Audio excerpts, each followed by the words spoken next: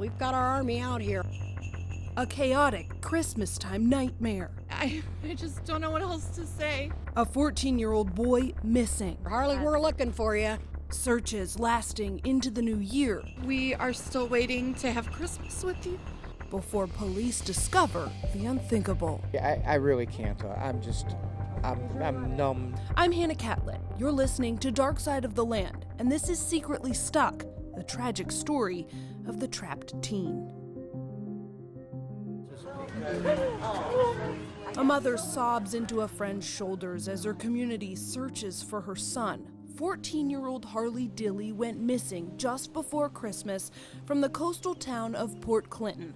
It's about an hour's drive west from Cleveland, a tourist town in the summer, people traveling to the water's edge for swimming, sailing, and sunsets. In the winter, it's much quieter, brutally cold when the breeze blows in off Lake Erie. But this winter was different already. Everybody's wondering what's going on, so. Worry and concern. Everyone was talking about Harley. I hope he's found safe. I really hope. And everybody wants the same common goal, is to bring him home. We just love you, and you need to come home. Harley's mom, Heather, did one interview at the beginning of the searches. We want you to come home. Mostly using the opportunity to reach her son if he was listening. We want you safe. Your family misses you. We love you so much, and just please come home. Harley had a history of anger issues. He had Asperger's, ADHD, and struggled with oppositional defiant disorder. Doctors say children with ODD are uncooperative, defiant, and hostile towards peers, parents, teachers, and other authority figures. A new photo posted by Port Clinton police. People all over the country traveled to Ohio after learning about Harley's disappearance. Harley's national. Local, state, and federal law enforcement agencies are investigating his disappearance. We're continuing to get tips from all over the United States. And it's garnering national headlines. Tonight we need your help to find a missing Ohio teenager. Saturday night, A&E's popular show Live PD broadcast a segment all about Harley. 14-year-old Harley Dilly disappeared from his home in Port Clinton, Ohio. He has not been seen or heard from since. To help me tell this story, I brought on some of my colleagues. One of the unique things about this podcast is our ability to tell these stories through actually living them. And the people that I have with me now were actually boots on the ground, very involved in the coverage. I have Sia New Yorker and Dan DeRose. Why don't you guys start out with just telling me what your coverage was? Sia, we'll start with you. How were you involved? Yes, thank you, Hannah. There was a child missing, and it was very concerning because it was, right before the holidays, and immediately, we started putting the word out, the photos, trying to get interviews and talks with people that had last seen him, his family members, what happened to Harley Dilly?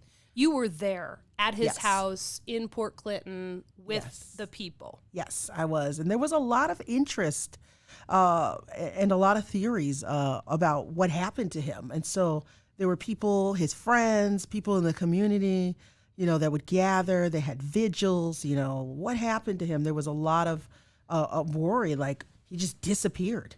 So you were there, and then Dan, you were back here at the station doing a lot of digital coverage. Can you explain what that was like? So our digital coverage is really an attempt to use social media, and we've seen Facebook work like this in the past, that the more we can put out Harley Dilly's story, the more we can put his picture, his interview with his mother, and she gave, I believe, just one interview in the beginning. It was important to further the story. So Monday, Tuesday, Wednesday, as this starts to develop, as they hold search parties over the weekends, we replay some of that during the week just so that there is a digital footprint so that people can figure out the story, hear the story, see his picture, and perhaps become a part of the investigation. And both of you mentioned this. There were so many theories that came out pretty quickly. Dan, you got to see all of those. So during our digital coverage, of course, we're putting this on social media, on Facebook, and the comments come in live. And very early on, there becomes these people who are saying, well, did you look at the mom? Did you look at the family? Did you look at this person? Really, really accusatory. And I'm not sure if this comes because we've all grown to love these docu-series, these investigative pieces that we're watching on streaming.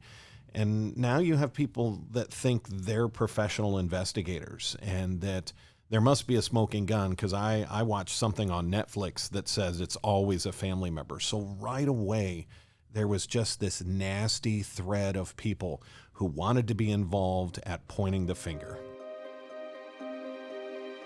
Understandably, Harley's mother stopped interacting with news crews, and the town's police press conferences ended shortly after this ask from the department's chief. Here's what I need from you. I need the investigation to be allowed to continue uninterrupted. Please don't spread rumors. Rather, if you have information about the case, please contact the Port Clinton Police Department or the National Center for Missing and Exploited Children. My name is Rob Hickman. At the time of the Harley Dilly case, I was the chief of police for the Port Clinton Police Department. Aside from one debrief with the Ohio Attorney General, Hickman hadn't talked publicly since December of 2019, before we sat down with him this summer. This is your first media interview since he was found. Yes. We met in a park on the water where the first community search came together.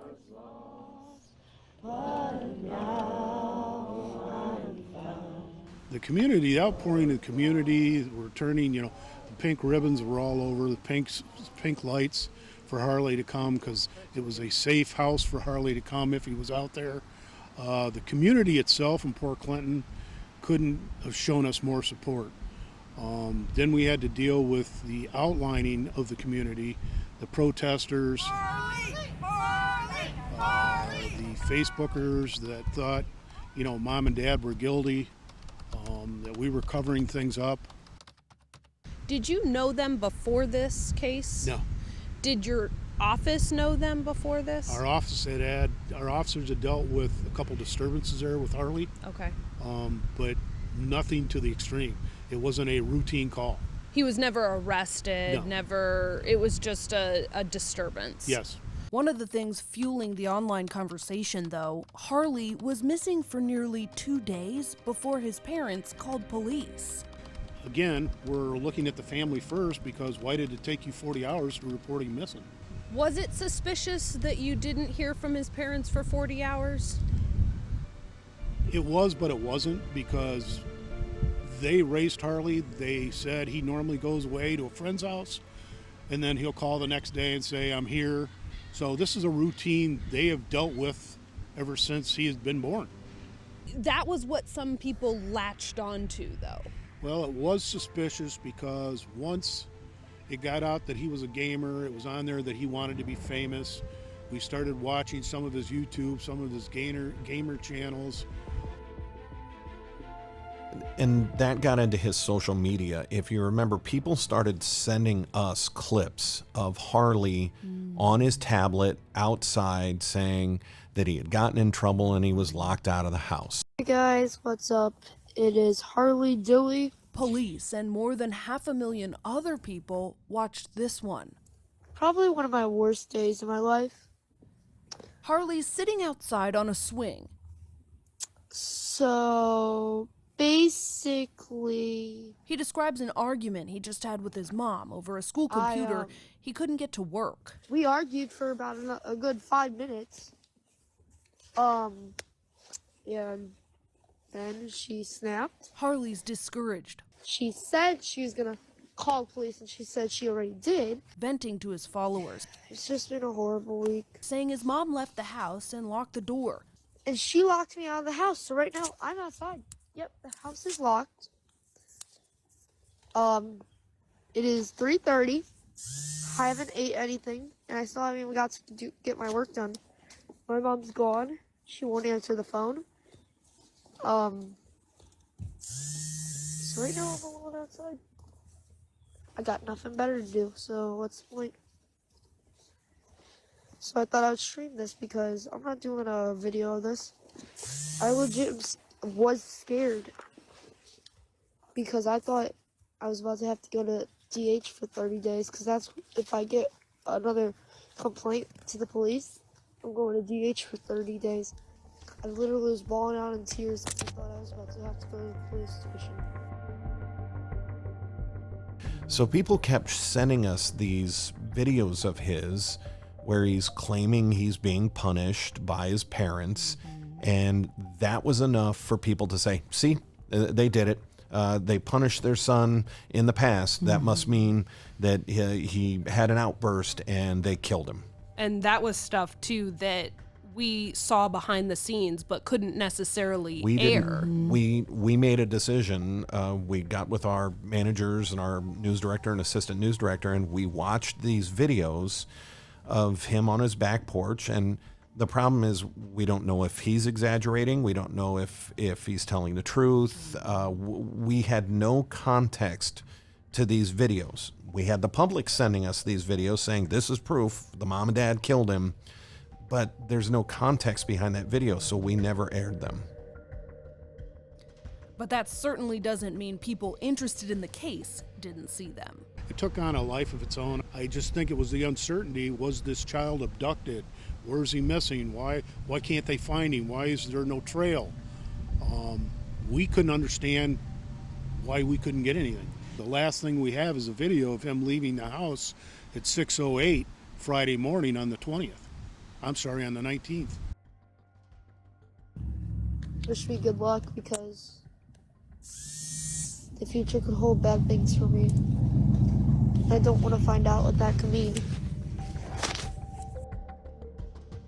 Other videos include even more serious allegations. Some of his videos, he was in the bathtub. He was giving out his phone number, his address, saying he was abused.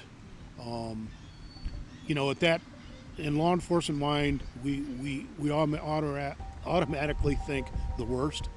So we're thinking, was he possibly abducted? Was he abducted? Were other children in danger? That's what everybody's talking about around town right now, is pretty much just that, and just wanting answers and prayers for the family, and a lot of people driving their kids around when they maybe would have let them walk before. We watch ours get off the bus because right there at the corner where Harley lived. Police shared video of their conversation with Heather Dilly as the searches were ongoing. Let's take a listen to her talking with officers. It's Harley. He's always been like this, And the fact that I didn't call on Friday, Harley's pulled that where he's just needed to get away. Something was going on. Not necessarily us, not necessarily school. It could be a girl upset him, or it could just be, and when he had his phone, he would be like, oh, no, my phone died, so I didn't think about, and I didn't feel, nor did my parents, that this was anything. We honestly thought, oh, it's the weekend, he's gonna pull something. That's all it is. What got us was when we were out on Saturday and came home and he wasn't there at curfew, then it started feeling real. Something is wrong,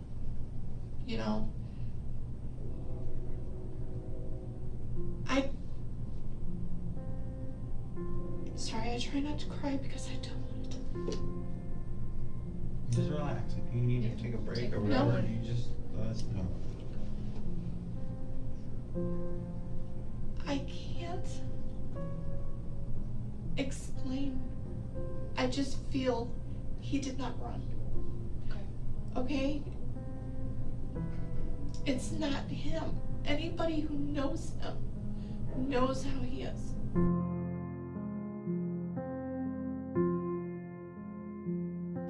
Dan, can you describe what she looked like on that video and why that, for some reason, raised concerns in the community?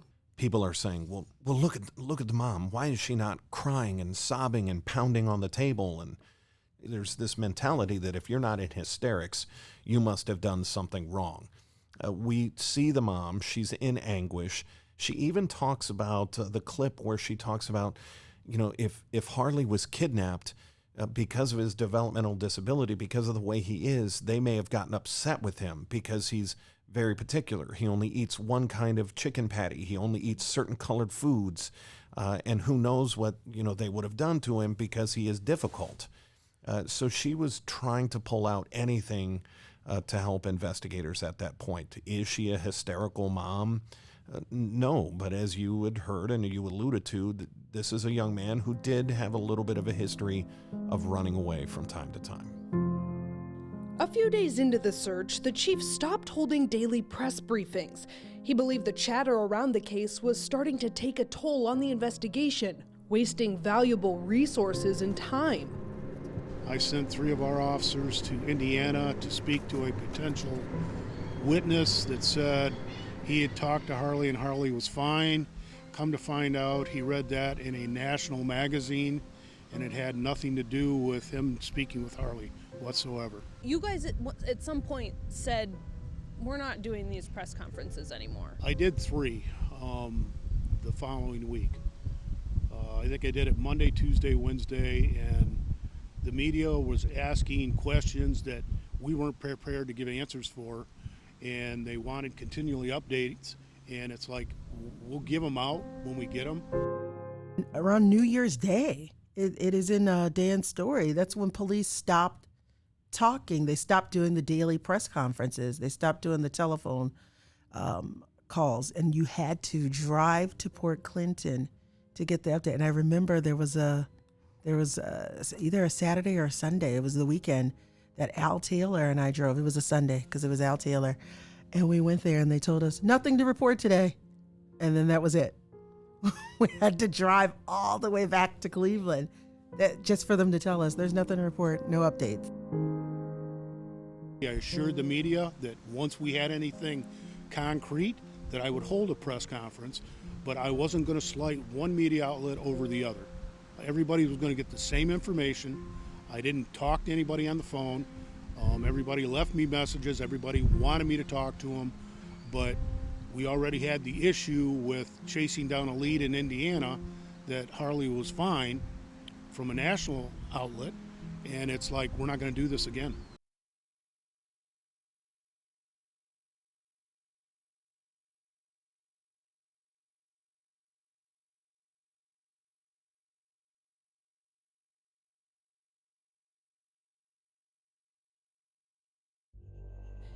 Hickman's team worked around the clock looking for Harley, even on Christmas Day.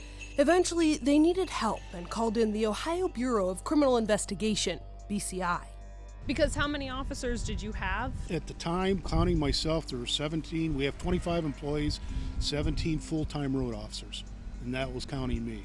And so you brought those other agencies in for help because this got so big. It got extremely big. We had federal partners reach out as far as Washington to speak with gaming people that had been in contact with Harley on this gaming systems. Okay. So back to what you were saying, on Saturday, BCI, you were getting a new agent. We were getting a new criminal analyst. We had already set up with Texas EquiSearch. We were going out to Republic Services landfill. We were going to excavate where they were dumping that block. We were going to start the excavation on Monday just to check the box to make sure we did that. When help arrived from BCI, Hickman says state investigators wanted to see Harley's neighborhood. The Dilly's household sits right next to an old church. It's now a sober living community. It's that facility's security cameras that captured the last images we told you about, showing Harley leaving home. Across the street from the church is an empty home that sits on the corner of the Dilly Street and a main road. So we took it over there and I showed her the video that I had on my phone. And she goes, has this house been checked? I said, every house around here have been checked, but we're going to start out at square one because we were already so far out, we needed to start back at the beginning. So we physically checked the house. That's the first time I physically checked the house. From the outside? From the outside. And everything was double locked, padlocks, the deadbolt and the door lock, but I noticed a lockbox on the back door facing the Dilly residence. And the lockbox had significance to me because my wife's a realtor, and I thought, well, maybe the house is for sale. So I called her to see if she could find it on any of the sheets for sale, and she found out that it wasn't, but she found the owner's name and they lived in Avon, Ohio. My wife. Okay. So we called the owners. They were an elderly couple, and they thought they had keys in the lockbox and were going to give me the code, but they didn't. So both keys for the deadbolt and the door were in Avon, Ohio. So we sent one of our SROs to go get the keys, and we got the keys, and myself, I think there were 2 officers from our department, an FBI agent, and a marshal. We went into the house from the south side, from the north side, facing the Dilly residence, and everything on the ground floor looked like it normally does. It was a vacation home. They said they were remodeling, but the upstairs was a piece of paneling covering the upstairs because they weren't heating the upstairs. They had already turned the water off, so we removed the paneling. There was no smell or anything? No, there was nothing. We removed the paneling, we walked upstairs, and just as you get to the top of the stairs, the hallways there, we saw the maroon puffer coat, a Cleveland Browns jersey, and we're like, okay, this is odd. So we took a picture. I was there. We took a picture of the coat, walked it over, showed it to Heather, and she said, yeah, that's Harley's coat. So at that point, we all backed out and got a search warrant, which we're all around there, which the onlookers then are, what are they doing there? I was there. I got called back in. I remember it was an evening. We got some tips from viewers that there was a police presence at the home across the street from where he lives. And then when we got there, we knew that there were things going on. We knew, because we saw the coroner's van. We knew, and by then we were on the air. It was very early in the morning, 4, 5:30, 6 o'clock in the morning, and we knew, that something happened. The Toledo Blade published a photo that we actually ended up using on air because nothing was confirmed. There's a police presence. They're there. They're collecting evidence, but there was a photo of a detective, of an investigator inside, and then you saw the red coat hanging, and so that's how a lot of people, knew, like, oh, that's his coat, like that's significant, like click. What police discovered was worse than anyone had ever imagined. Police didn't confirm actually that they had found him until the next morning, late in the morning. The community would soon find out that Harley had likely died before anyone was even looking for him. I believe it was Paul Orlowski who was at the press conference where they officially announced that they'd found him. It appears that Harley climbed an antenna tower to the roof and entered the chimney. The teen trapped in the tight space likely for weeks. You guys have no idea how long he was alive in there. No, the last video we have of Harley is leaving his house at 6:08 Friday morning. And then by the time we found him, according to the coroner's report, maybe 6 to 7 hours. So figuring if he got into the chimney at 6:30 in the morning, by 3 o'clock that afternoon, and he still, at that point, nobody knew he was missing because school was still in session. School didn't get out at 3. Did you have to tell his mother? Yes, myself and the victim's advocate from the FBI, we made death notification. It was either 3:30 or 4 o'clock in the morning. I know you've probably had to do that multiple times before. Was this case any different? Any death notification literally just is not pleasant. It was tough because for 23 days I was in Harley's life, and both Heather and Marcus, because I was there every day in the morning, sometimes in the afternoon. I kept them, apprised of everything that was going on that I could, and they needed that face-to-face contact. You've built this relationship with them at this point. Do you remember what it was like when you told her? What was her reaction? It's what any reaction when you tell a mother that their child is no longer coming home. They have closure, but it was bad. I'm going to get to Dan in a minute because he went through the report from the Attorney General that came out in the months following about how Harley Dilly was in the chimney and what exactly took place there. But first, before we get there, let's play Sia, your 1 minute story here. This is the story that you did when his funeral was held. It was a quiet and somber Saturday morning in Port Clinton as hundreds turned out to pay their respects to Harley Dilly. I don't know, God bless his family. They must be having a real hard time. The 14-year-old boy was found dead after going missing for more than 3 weeks. His disappearance made national headlines. Tonight we need your help to find a missing Ohio teenager. Investigators found him across the street from his house. They believe he tried to get into the vacant home through the chimney and suffocated when he got stuck. They say it was a tragic accident. I promised myself not to break down today. As you can tell everybody behind me, it's not the outcome we wanted. There was a heavy police presence at the funeral home as some people in Port Clinton have issued threats towards Harley's parents, who they feel contributed to his disappearance and death. A report from police this week found that Harley's parents didn't report him missing for almost 2 days. They've said he had a history of running away from home. They are not facing any charges at this time.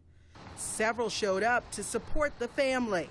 Many told me Harley's story touched them and they want to continue his legacy. I didn't know him at all. It's just a terrible tragedy, no matter how it happened. And I feel sorry for the family. And he died too young. So it hit all around. It hit us all hard. Yeah. So his funeral happens, and then people are still fueling this conspiracy. Can you talk about the report that you then later got from the Attorney General?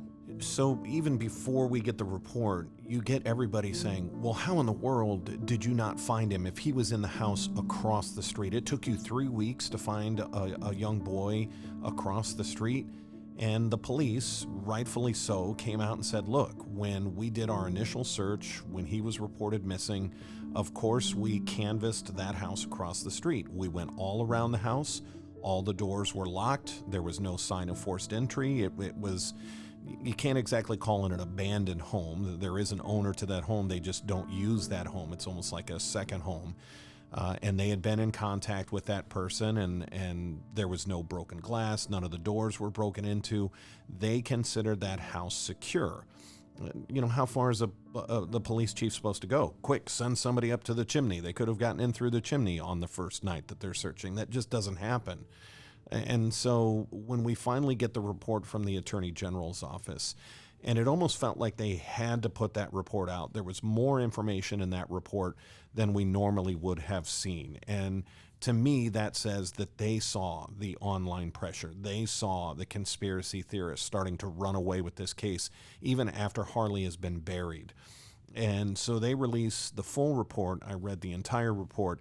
They released a couple of dozen evidence pictures from when they went in the house.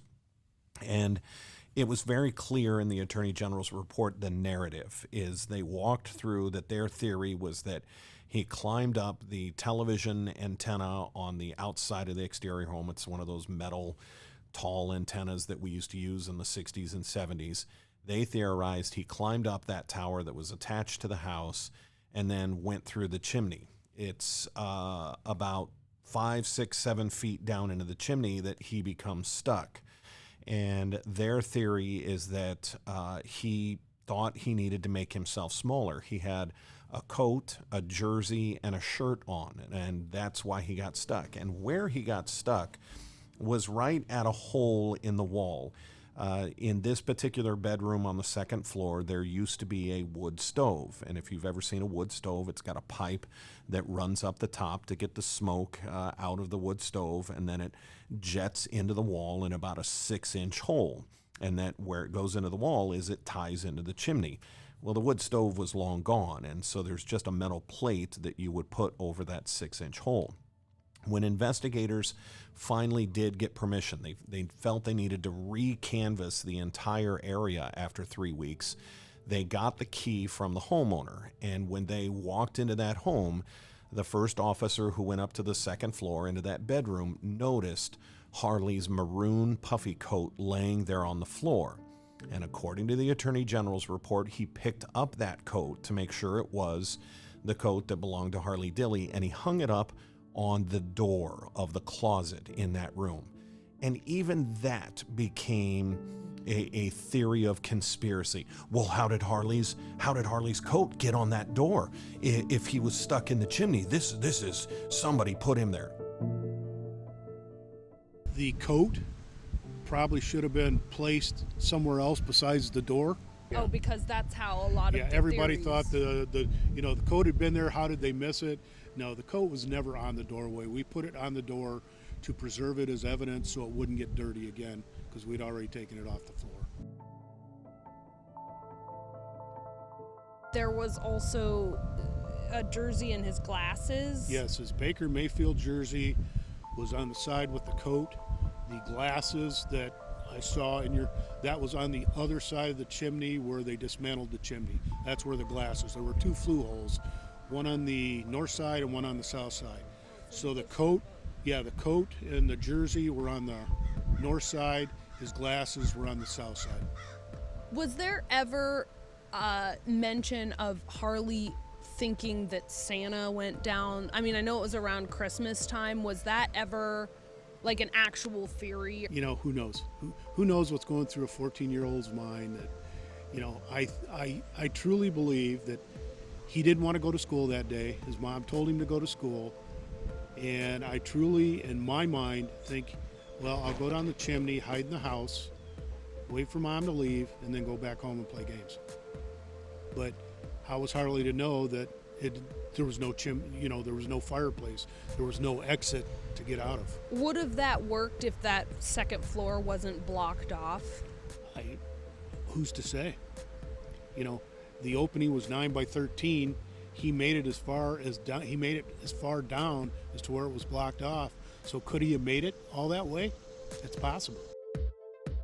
If you look in that evidence photo on the baseboard, there is red dust that has collected on that baseboard. That red dust, that pile, is consistent with the red brick that's behind that wall. And if somebody is pushing items through that small hole into the bedroom, it's going to push some of that brick dust, and it's going to fall down and collect exactly where it did. It's not on any other portion of the baseboard except for right underneath that hole. But then there became this question from, again, the conspiracy theorists. Somebody put his body in that chimney. Somebody climbed up to the roof with his body and stuffed it down in that chimney. And it's just not consistent. Even after I went through the entire report, I called the Attorney General's office. I talked to the lead investigator and said, hey, there's nothing in this report that disputes what everybody is saying is that somebody put his body in there. And the way his body was found, where it's in a standing position, once he took his coat off, his jersey off, he was probably small enough to where he then slid down the rest of the way. It had been bricked off on the floor of the second story. So it didn't go all the way down to the first floor. He didn't fall all the way down to some fireplace on the first floor. It's because it had been bricked off. And when he slid down that other 6 to 5 feet, he's now standing on the brick of what would be the second floor, but he's now trapped in a coffin of brick. And that report specifically talked about the smell of his body. There was no smell. And again, it's people, conspiracy theorists saying, oh, if his body had been in there the whole time, we would have smelled decay in and around that house. And the investigator said, no, it wasn't until they put in a camera into that small hole. They said the image was terrible from that camera. So what they did is they reached into the hole and they did feel the top of Harley's head. So they decided they needed to go to the backside. So it's a second bedroom.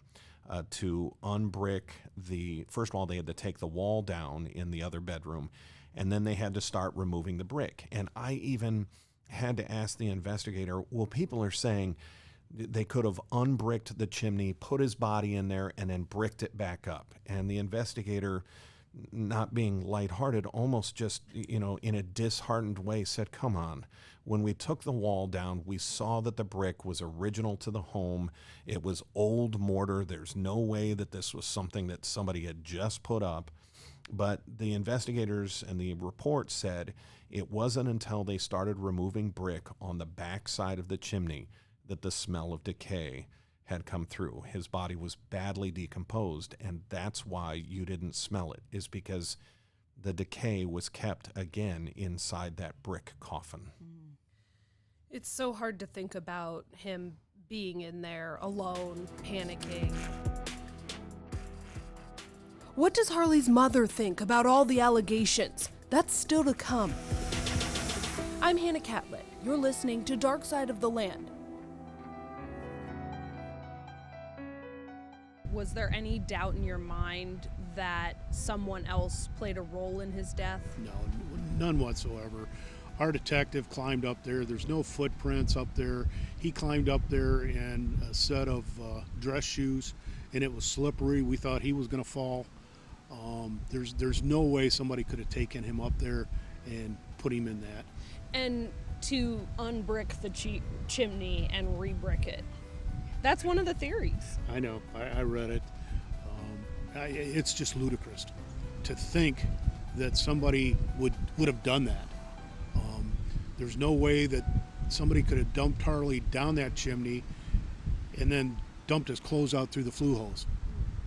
I mean, at some point you'd think common sense would tell you to let it go.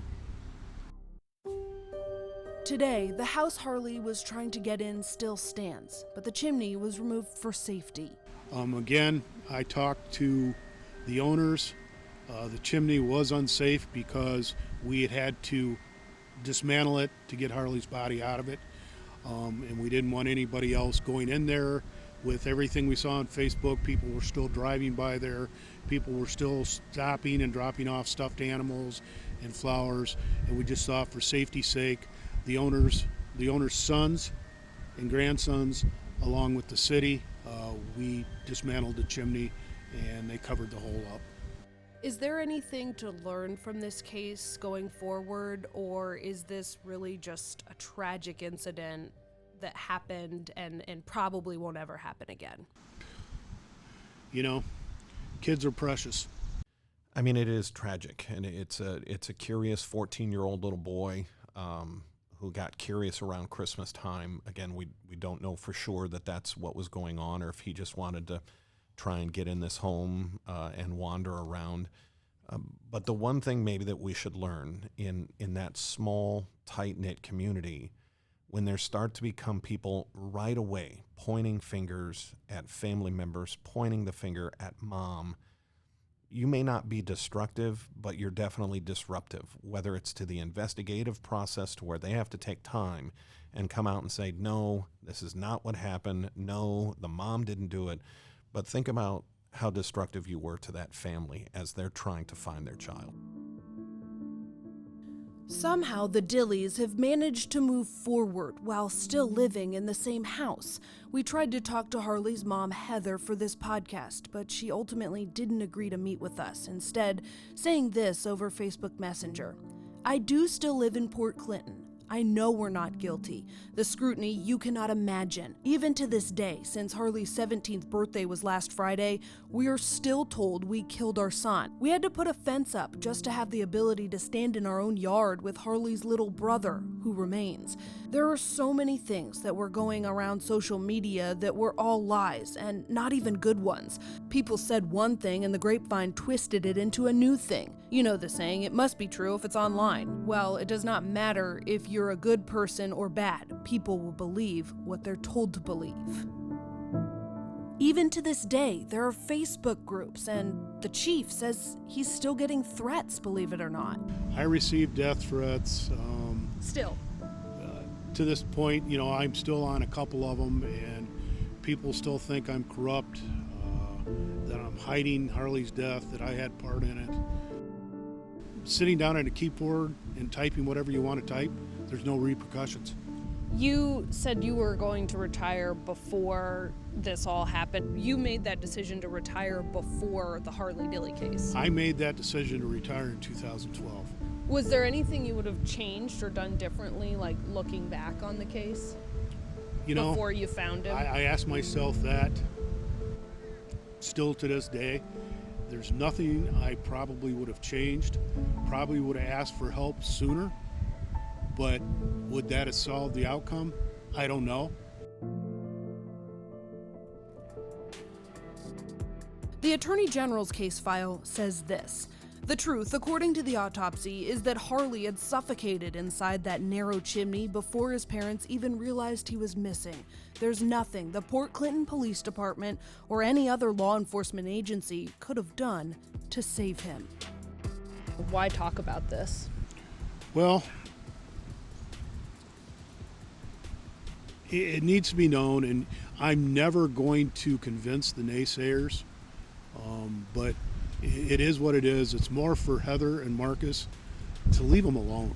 I mean, they've already paid the ultimate sacrifice and lost their son, so no amount of blaming anybody is going to bring Harley back.